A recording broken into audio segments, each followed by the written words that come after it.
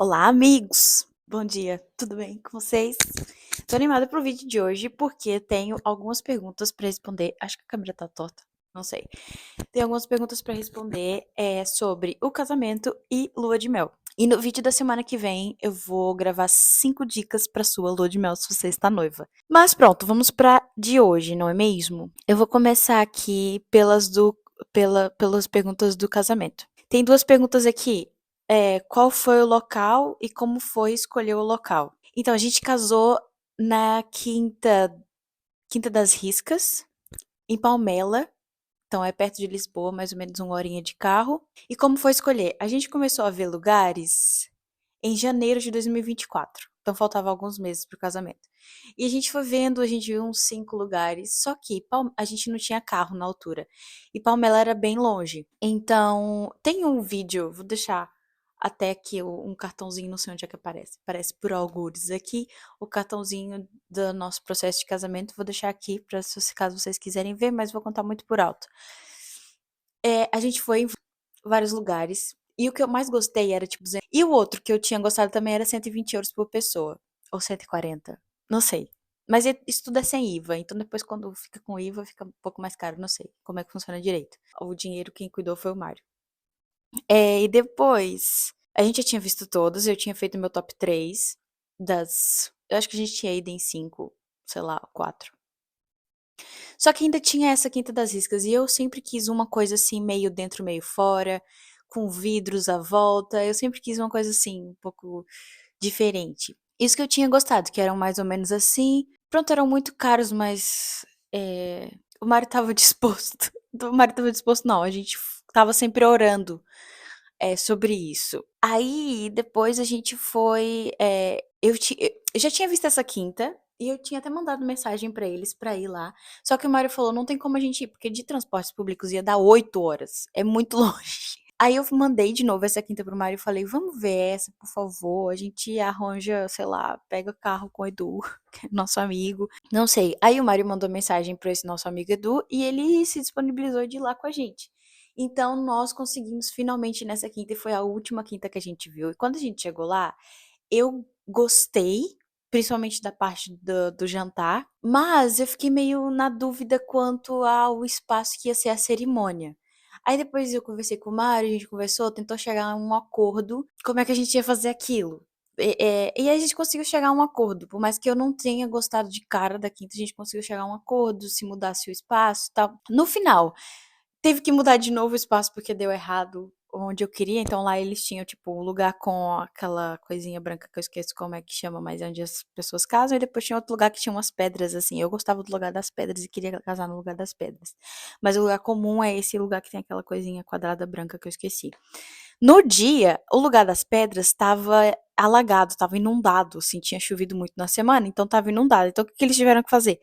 Em cima da hora tiveram que mudar para o lugar onde eu não queria, mas foi lindo, tava incrível e eu não me arrependo de ter aceitado essa mudança em cima da hora. E foi assim que a gente escolheu o local e esse é o local, é o Quinta das Riscas, em Palmela, e a gente escolheu assim, foram uns meses até escolher, vimos várias quintas e depois quando chegou nessa eu não queria muito, mas deu certo.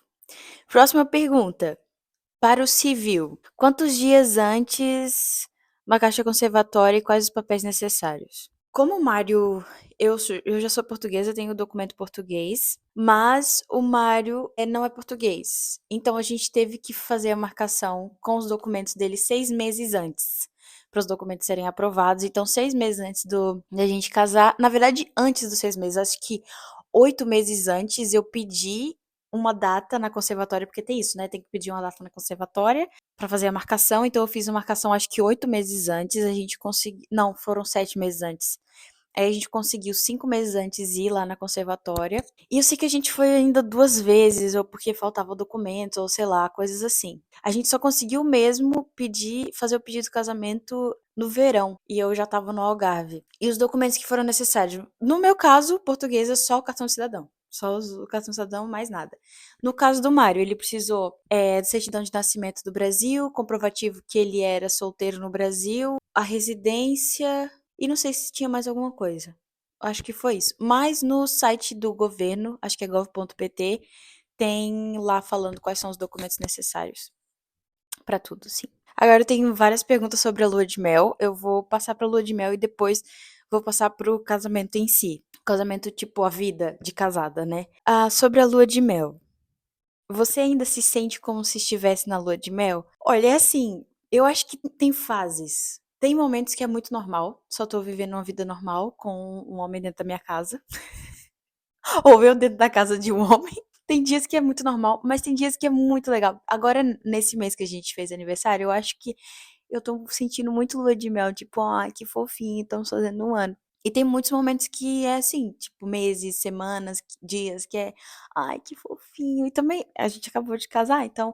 Mas assim, eu não quero viver como algumas pessoas falam, que é depois isso some, depois desaparece. Não, eu prefiro que seja uma inconstância constante, sabe? Que às vezes é normal, mas depois fica super fofinho de novo e a gente fica, somos casados, Sendo um pouco assim, eu acho que a gente ainda tá assim no lua de mel, apesar de já ter passado um ano, mas a gente ainda tem, eu ainda tenho aquele friozinho na barriga, sabe? Quando ele me dá presente, quando ele fala alguma coisa assim que eu não tava esperando, eu fico, "Oh, que fofinho."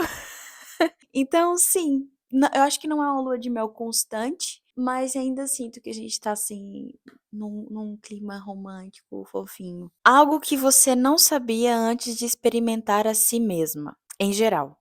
Eu acho que isso ela tá falando de prazeres, acho eu. Eu não sabia nada, né? O que eu sabia é assim, eu sempre segui muitas sexólogas, sempre segui muitas pessoas que falavam sobre tudo pra eu entender, porque sendo virgem, eu sabia que o meu corpo sentia coisas, porque eu também não era sexuada, né?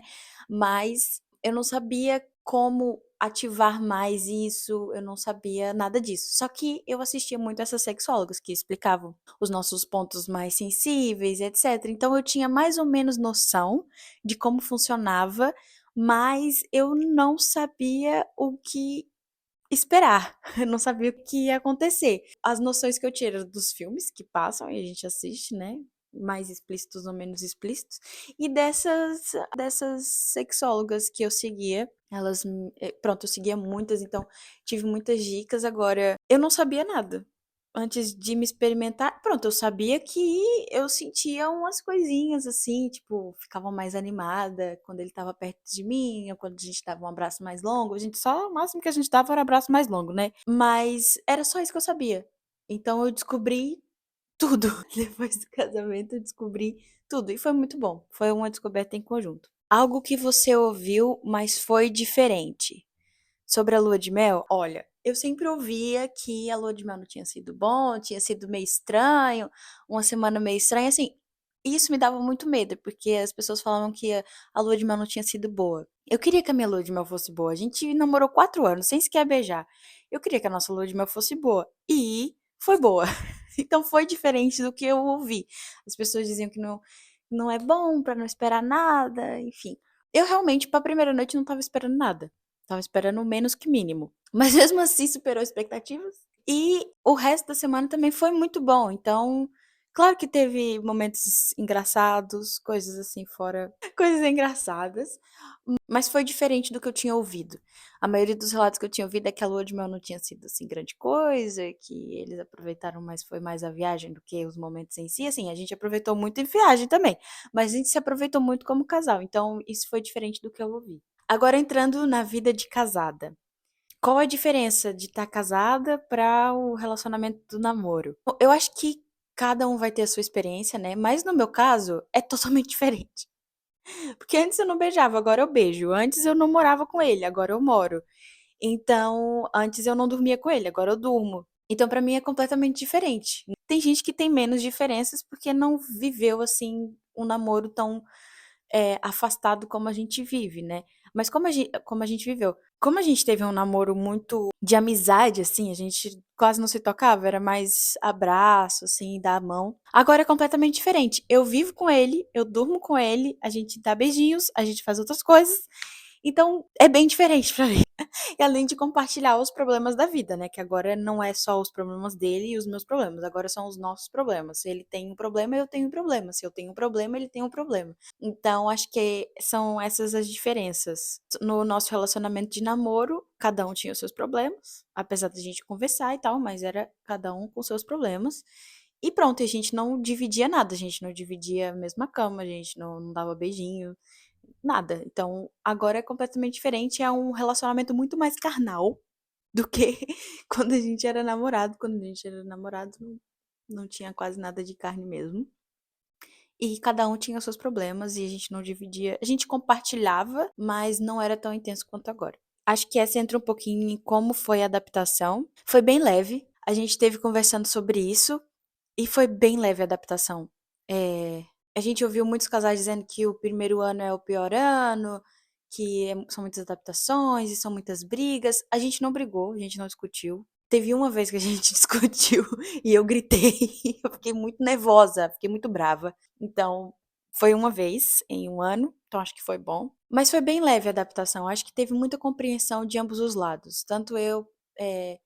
Acho que eu tive mais dificuldade, tipo, em aceitar muitas coisas. Eu tive muitas adaptações hormonais. Eu tive muitas adaptações hormonais. Muitas! Mesmo, até agora que eu sinto que tá estabilizado. Eu tenho o Implanon, eu uso o Implanon de contraceptivo e demorou um pouco pra eu me adaptar. E antes disso eu tava com algumas variações hormonais, assim, muito loucas.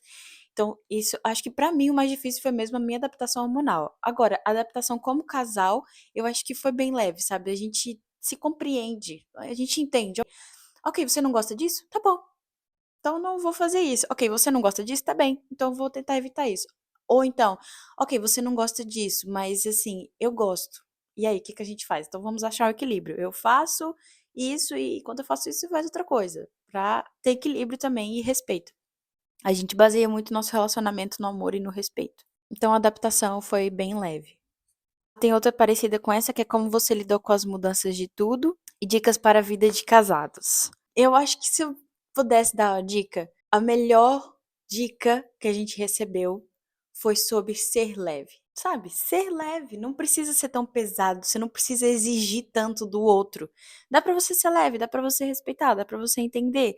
Dá pra levar as coisas com mais calma. Essa foi a melhor dica que a gente recebeu e eu acho que isso fez toda a diferença pro nosso primeiro ano de casado, que é ser leve. A segunda dica que eu daria é mesmo respeitar o seu marido e esposo. Ame marido, ame sua esposa, sabe? É o, é o básico e bíblico. Mulheres, respeitem. É difícil respeitar eles, porque às vezes a gente acha que as atitudes deles são atitudes burras. E às vezes não são. Às vezes eles só não estão pensando muito bem. Mas tá tudo bem, é respeitar. E deixar que as coisas aconteçam naturalmente. Se calhar vai vir uma consequência, se calhar vai vir uma consequência.